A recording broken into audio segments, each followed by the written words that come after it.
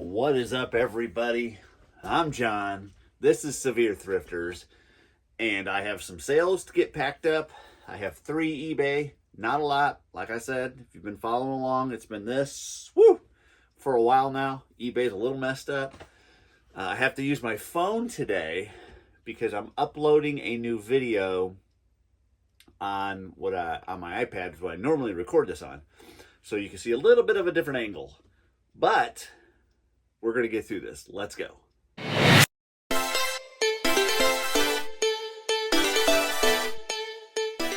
Since I don't have my phone, because I'm using it as the camera, I've got to use my desktop computer to get the numbers for the eBay sales, my custom SKU. So the first one is 2163.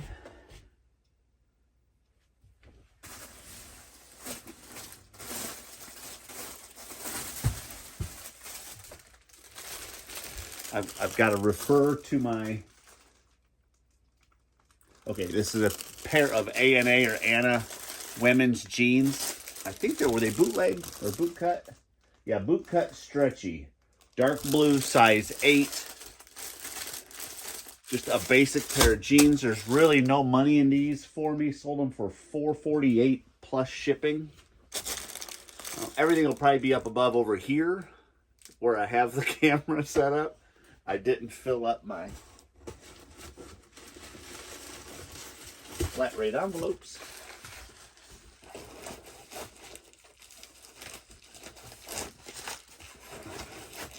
Oh, those are the wrong ones.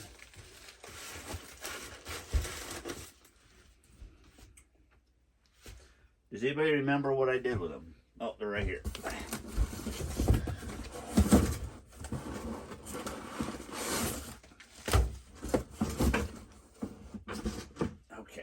Try this again.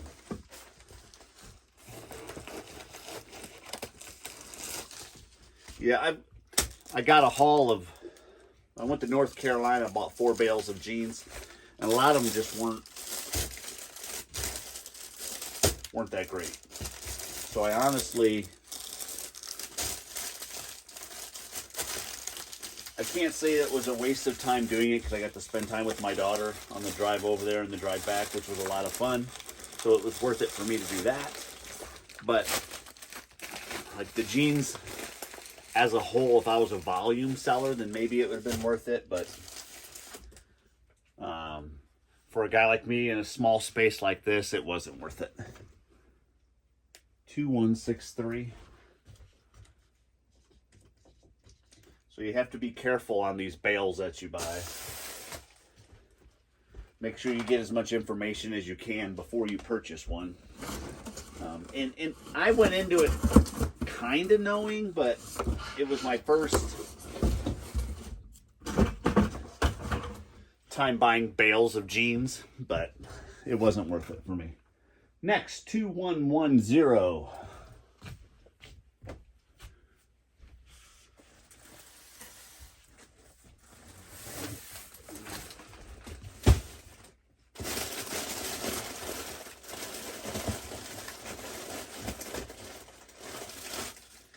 This little guy right here.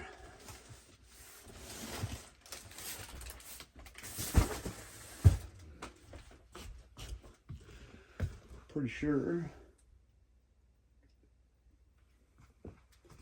this is a sensor off of a Whirlpool dishwasher called a turbidity sensor, and it sold for $4.48 plus shipping. Not a lot of money, but it was a dishwasher that our pump went out. And so I scrapped the whole thing and started selling parts off of it. And I've done pretty well with it. Turbidity sensor. Just fun to say, turbidity. I am going to put it in some bubble wrap. Sensors can be fragile.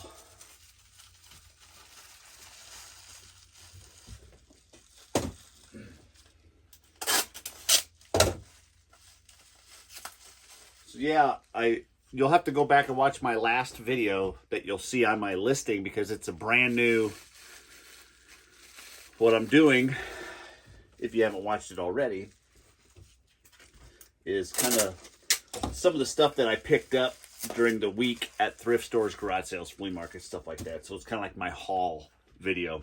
And this would be the one that got put out, well, today, earlier, is my first one. So it's kind of the premiere of it. So I want to see how well those do. I thought it was important to see what's coming into the eBay store and then what's leaving. So as far as what I pick, I think I should be all right if I don't think that needs to go in a box. Got a lot of bubble wrap on it.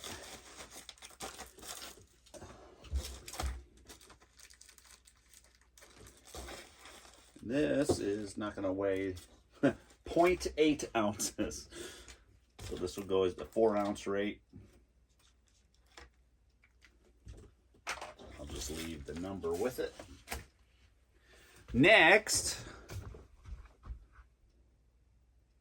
2652. Nope.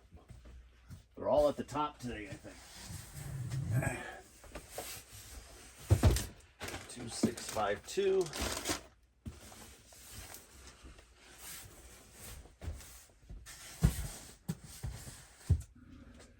I had never heard of this brand. This is a ski jacket. I don't know, I got the tag right over the top of it. It is called Descente. Descente. It is a vintage ski jacket. It's got red, black. I mean, it's got a lot of cool design all over it. I know you can't see, but it'll be posted right up over here. I'm about to get the air out of that one. But that one sold for $76 plus shipping. So that was a really good sale. Picked it up for probably next to nothing. Is the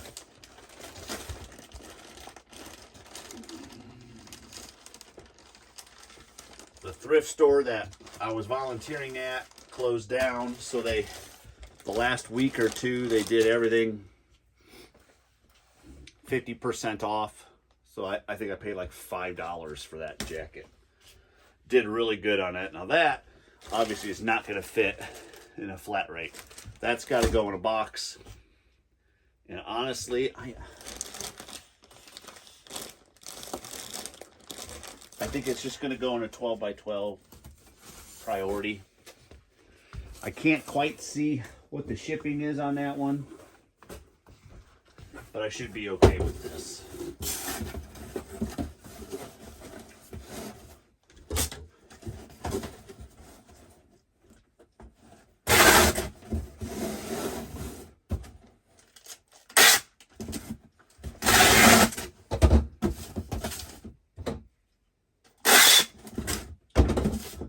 That was a high-pitched one.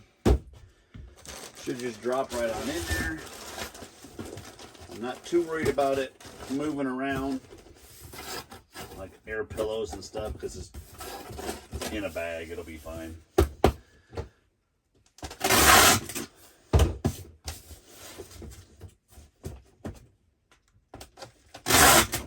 All right. So that was a good sale. At least I had that one for the 76, or else my sales would have been really bad. I had nothing on Poshmark. Oh, better weigh it. 3 pounds, 11 ounces. So let's go to 4-pound rate. Does anybody remember the number? 2652. It's a cold one out here today, like 24 degrees this morning. But that's what I have. Those are my 3 sales.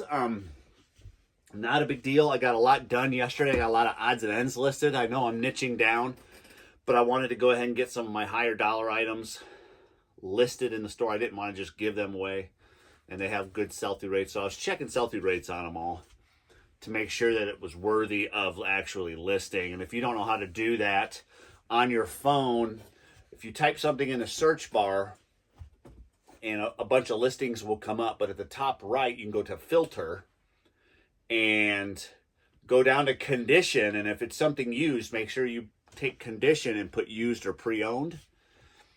click on that, and that'll reset the listings that are active currently to the pre-owned or used listings. It won't have the new in there. And then you'll get that number, whatever that is, say it's 700. You scroll down in that filter again and go down and click on that little slide bar that says sold. Click on that, and then it'll bring up all the used sold in the last 90 days. And you take that number that you just got from the sold and divide it by the original 700, and that gives you a sold comp. In theory, I don't believe in this way, but it's just a rule of thumb to help you decide on what has a good sell-through rate and what doesn't. So if there was 700 that sold and there's 700 active listings right now, you'd have 100% sell-through rate. That's how, generally speaking, that's how they go about it. I don't feel that it works that way, but that's the rule of thumb. So if you're wondering what sold comps are or a sell-through rate is, that's how you get to your sold comps, which is, it's a 90-day, the last 90 days, that's all it shows you. And then you take the solds divided by the active listings, and that gives you the sell-through rate. In case you're wondering. A lot of you already knew that, but in case if you're watching the video and you didn't, that's how we kind of figure. And what's a good sell-through rate? Well, 100% is a good sell-through rate. If you can if you have a small space like I do, you don't want to drop below an 80% sell-through rate, especially when you're first starting out, because what you need is your inventory to turn over quicker so that you can reinvest that profit into new items. It is harder to do. It's hard to find a lot of 80%, 90%, 100+% sell-through rate items. It's hard to do. It takes a lot of work. It's not easy. But if I had to start over again, that's all I would focus on. When I first got started, I really didn't know what I was getting myself into, and I was just getting stuff that was cool or odd. And I looked up sold comps. Oh, it sold for this, so I picked it up. But I never really did that equation to find out if it sold quick enough.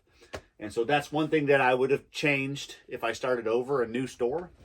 But for the most part, it's a good rule of thumb to abide by, especially when you're starting out. Now, as you grow, you can maybe let that sell-through rate leak down a little bit into the 60% range, 50% range, because you have enough inventory that you can wait 6, 7, 8 months to turn that over. But when you're first starting, you really need to turn stuff over quickly. And that the higher the sell-through rate, the quicker the item's going to sell, in theory. So pay attention to that. I'm going to get my day going, and we'll see you on the next one. Thanks, guys. Bye.